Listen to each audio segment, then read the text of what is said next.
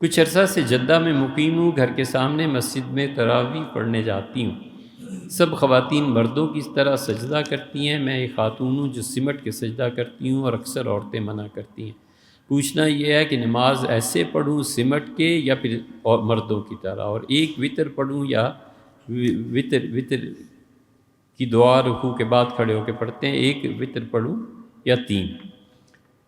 دیکھیں بچے، اس میں دو باتیں ہیں۔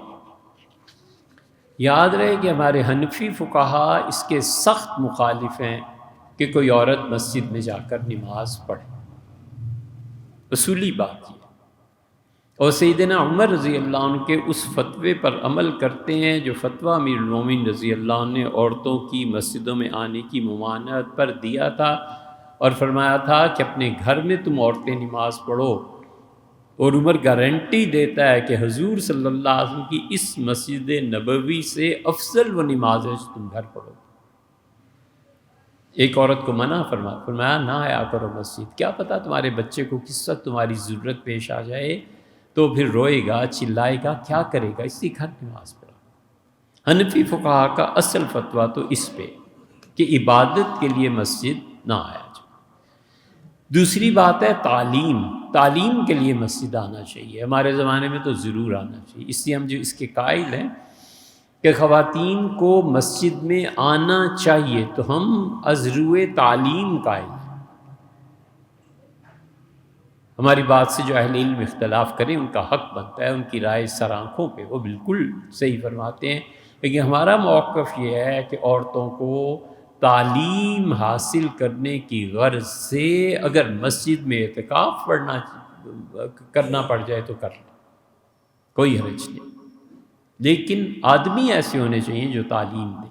فقط عبادت کے صبح کی نماز پڑھ کے سو گئیں اور پھر ظہر میں اٹھیں اور پھر عبادت ہو گئی، اس کے لیے مسجدوں کو نہ استعمال کیا جائے۔ اور اصل جہاں سے کرنا چاہیے وہ یہ کہ جس طرح مردوں کی مسجدیں ہیں، اس طرح عورتوں کے اعتکاف کے لیے مساجد میں مستقل حصہ ہونا چاہیے ایک، اور دوسرے تعلیم کے لیے عورتیں مسجدوں میں آئیں، عبادت کے لیے نہ آئیں۔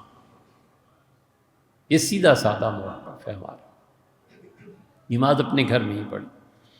اور رہ گئی یہ بات کہ سمٹ کر سجدہ کریں، ہمارے نزدیک یہی افضل ہے۔ حضور اکرم صلی اللہ علیہ وسلم کی روایات جو ام الدرداء صغیرہ رضی اللہ رحمۃ اللہ علیہ سے جو منقول ہیں، وہ اسی کو ترجیح دیتے ہیں، سمٹ کے سجدہ کرنا چاہیے۔ لیکن وہاں فتنہ برپا ہو جائے، ساری عرب عورتیں پیچھے ہی پڑ جائیں، تو فتنے سے بہتر ہے پھر انہی کی طرح نماز پڑھ لی جائے۔ مگر پڑھیں کیوں؟ گھر میں پڑھیں آپ، تعلیم کے لیے مسجد جائیں جہاں کوئی سیکھنے سکھانا ہے۔ اگر ایک ہی تقریر چاروں جمعوں میں مثلاً حضرت موسیٰ علیہ السلام کا قصہ ہے تو سال کے 8 مہینے تو اسی قصے میں بار بار مولوی صاحب دہراتے ہیں، تو تعلیم کچھ نہیں ہوتی۔ ہر وہ اجتماع جو آپ کی تعلیم اور علم میں اضافہ نہ کرے، اور ہر وہ اجتماع جو تربیت میں اضافہ نہ کرے، اس سے بہتر ہے 2 نفل پڑھ لو، سیدھی سادی بات۔ 10-12 تقریریں ہوتی ہیں مولوی صاحب کی، وہی چلتی رہتی ہیں، لوگ سننے والے آڈینس زیادہ ہو جاتے ہیں، یہ ہو جاتا ہے۔ وگرنہ وہ علم جو علم ہوتا تھا وہ کہاں ہے؟ اس کی غرض سے مسجد جانا، اعتکاف کرنا وہ درست ہے۔ سجدے تیسری بات جو آپ نے پوچھی ہے کہ وطر، ہمارے نزدیک وطر جو ہیں وہ 3 ہی پڑھنے چاہیے، وہی چیز ہے جو فتوے میں ہے، اور کسی وجہ سے ان کی ابتدا میں نماز ادا کر لی، یعنی 2 وطر وہ پڑھتے ہیں، پھر 1 وطر کھڑے ہو کے پڑھتے ہیں، تو اب اس کو دہرایا نہ جائے۔